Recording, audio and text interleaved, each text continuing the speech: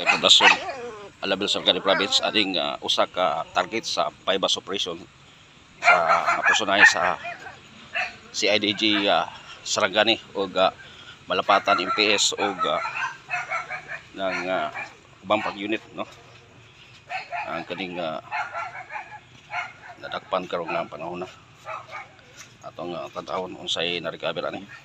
Uy, ato balik ko na bypass kini sa pusil sa mga personal sa CIDG Sarangani o malapatan MPS o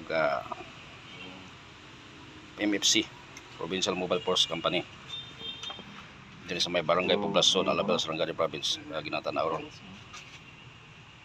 May mga buhi nga bala. May mga buhing bala revolver din sila. Ato sa pautan sa nga klase na pusil. Ang kaning according sa atong nakuha nga impormasyon, kining maong target sa bypass operation bayan ning pusil. Dati kining preso, no?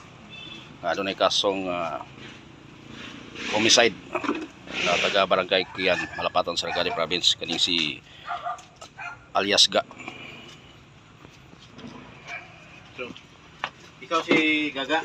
Gaga, Gaga. Pandita Teo. Ikaw si Jaime. Jaime, Pandita Teo. Alias Gaga. Binabasahan ang Miranda rights. So, ikaw basahan ako sa imong mga katungod. Ikaw ginadakop na mo sa 10591 ang pagbaligya aning pusil.